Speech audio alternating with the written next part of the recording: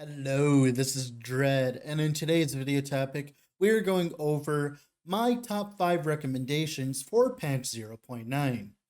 Before we even start the video, I want to mention that some of these build planners have not been updated to 0.9, and that is mainly because we won't get the real patch 0.9 planner till a day after the patch, like at the longest. So I will say here now, you will have to take these builds and change them slightly when you finally get in game and start finding the new stuff like adaptive throwing damage and cooldown recovery speed. Another thing I'd like to shout out is recently Judd released a patch preview for 0.9 and included a little blurb referencing me. Convergence will also be bringing a number of new, powerful, build-shaping uniques for you to hunt down, including the Harbinger of Stars. This new unique belt enables any class to have the chance to cast Meteor when landing a critical strike. We've already seen some very interesting builds created with this belt in early testing, like Meteor Werebear. Thank you so much, EHG, for letting me make a mark on the history of the game.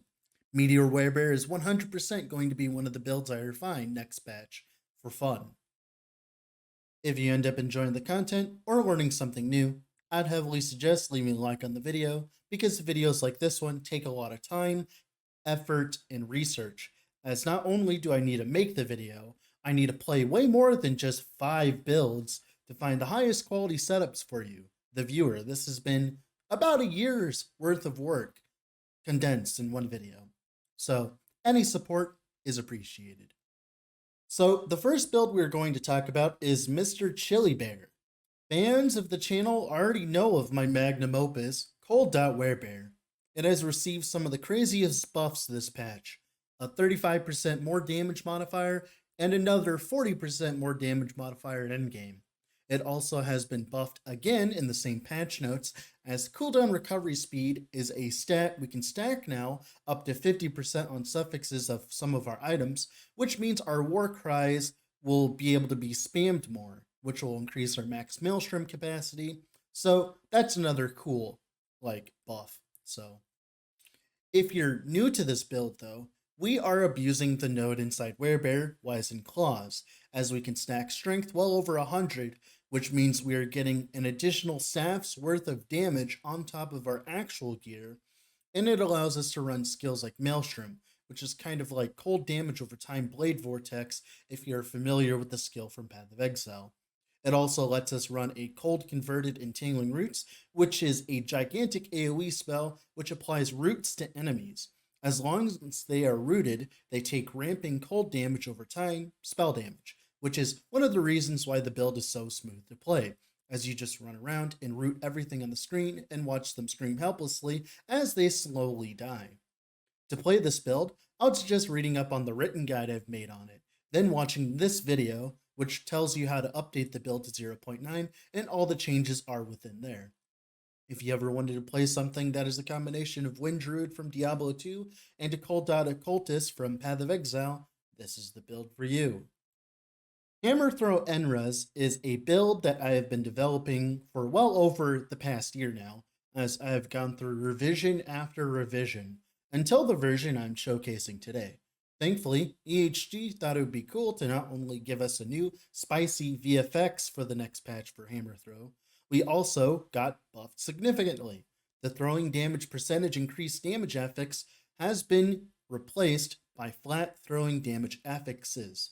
This means with some investment, we can end up with significantly more flat than before, to the point where I'm not even sure how high our DPS is going to be at next patch. This does mean that you have to get your percentage damage elsewhere, but this is not much of a problem thanks to the existence of percentage hammer throw damage prefixes on helmet and body armor.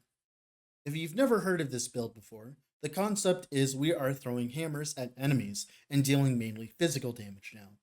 Normal Smite Hammered In setups rely on spiral functionality of hammer throw, but we disable it in favor of 2 nodes, Enras Technique and Mana Star Forging. The combo of these 2 nodes allows us to scale the hit of our hammer to the moon, to the point where we are not only deleting rares, but we are almost stun locking them in place while doing so. Mana Star Forging allows us to add as much mana cost to our hammers as possible, as it does not matter because once we reach below 0 mana, our hammers will cost 0. This is amazing as it allows us to put our Sigils of Hope set up on autocast. It lets us scale as much attack speed as we want for hammer throw, and we also get to run the most degenerate version of reversal even after the nerfs. This build completely ignores mana, so if you want to ignore one of the most annoying mechanics in the entire game, this is the build for you. The link in the description will take you to the latest version I have made, where I took the build from level 1 in SSF all the way to tier 4 Jirla. It was an absolute blast, and I can highly recommend it to anybody. Icicle Marksman is one of the premier last Epoch builds. It is in the same Hall of Fame that builds like Hammer Throw Smite and Earthquake Werebear are in. This means that we need to keep it updated for the new players, and that's why I went ahead and tested it for this patch specifically. So, Icicle Marksman has been buffed and nerfed in a few ways. Critical Strike Vulnerability was nerfed to only have 2% crit per stack instead of 5, and you can only have 10 stacks. This means we'll only have up to 25% base crit for our Icicles at the same time. We fix this entirely by using Peak of the Mountain. This helmet's downside is not something we deal with since we gain life on crit, we do not leech with our Icicles at all, so we completely bypass it. This build was also buffed in 2 ways. First, Throne of Ambition was changed from 200% increased cold damage to 40% more cold damage. This is insane because this is the only more damage modifier we directly have access to with Icicle Marksman. Pretty neat. Also, the Pierce node inside Multi-Shot was buffed significantly. Instead of a 45% chance to pierce, every projectile will pierce up to 3 enemies instead. This is a huge buff to our build and will lead to significantly more Icicles while clearing as we'll be hitting more often, which of course is what we're all here for. If you don't know how this build works, Reign of Winter is a unique bow that enables this playstyle. It's very easily farmable, and you can just play Detonating Arrow Marksman until you get one, which is a fine build to start with. This bow triggers Icicles on bow hit, which is what all of our damage is. Its spell cold damage and its projectile is something that pierces all enemies, and it's really wonderful. And it's such a fantastic clearing playstyle. Just so you know, the single target on this build is a little inconsistent due to the fact it scales with the size of the enemy. So bosses like Lugan are an absolute joke, but Orbis is a little annoying because he has one of the smallest hitboxes of any boss in the entire game for some reason. It's a small playstyle problem, nothing more. If you want to fill your screen with projectiles, this is the build for you. This is my new entry to my favorite builds ever, as I played it only recently as I was bored one time waiting for multiplayer. Fulgurite Lethal Mirage is by far one of the best builds I have ever played, thanks to a lot of fun little interactions we found. And it's only getting better for next patch for 2 reasons. You can now convert all of your damage to lightning with 2 Fulgurite daggers. Before, we were only doing half fizz, half lightning, but now we are all lightning damage. This means all of our damage scaling will be much better, and you'll see even more ridiculous numbers than you're seeing on the screen right now. They also buff Shift to give more damage modifiers again, which is going to make us deal even more damage with our Lethal Mirage. Another buff is we have access to global cooldown recovery speed now. We went from only getting about 13% on our helmet, now we get a total of 50-ish cooldown recovery speed at max capacity. This means we can get Lethal Mirage all the way down to an insignificant amount of cooldown, which not only increases our single target damage, it also makes our clear that much smoother. If you don't know what's going on, we're using the auto crit node inside Shift to make our next attack all crit. This works for the entire duration of Lethal Mirage, so every hit will crit. This is phenomenal as we can go full DPS, and we set up our Lethal Mirage properly, we can nuke bosses and delete chunks of enemies like T4 Jirla, and it feels much like Fall Flicker Strike from Path of Exile or 7-Sided Strike from Diablo 3. If you want to delete bosses even harder next patch and have decent clear on top of that, while also being on a very slow friendly package, as I proved when I took this build from level 1 in SSF all the way to T4 Jirla recently, this is the build for you.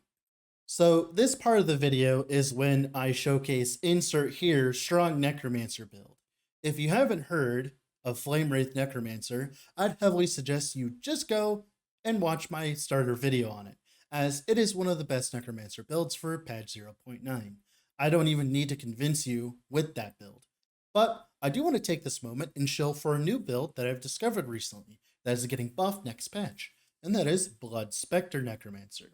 The build concept is simple. Sacrifice your skeletons to summon a very strong wraith-like minion to melee enemies to death. We are dealing ailment damage, and this build will stay about the same next patch, if not stronger, with a lot of the changes to ailments. More info will be in the video about these changes. One of the reasons I want to show for this is because I trust EHG. They have released patch notes for 0.9, and they have adjusted melee acolyte minions significantly, and this means that blood specters will do their job and stick onto enemies until they die, raising quality of life of this build significantly. This build is more for fun, but if you think it's not good enough, you can always swap into Flame Wraiths when you want to play the OP build. Flame Wraith did get nerfed slightly, but not nearly enough for us to care. If you want to cosplay Aragorn with his ghost army from that one Lord of the Rings movie, this is the build for you. Alright, that's it for the builds. If you want to play other builds, there are a lot of them. Don't feel pressured to play anything specific. These are simply suggestions if you don't have the time to theorycraft for yourself. It is very easy to make your own build, and it's something I suggest anyone to try. With all that being said, this has been Dread. Off to go, make more Last Epoch content, and prepare my starter. Bye.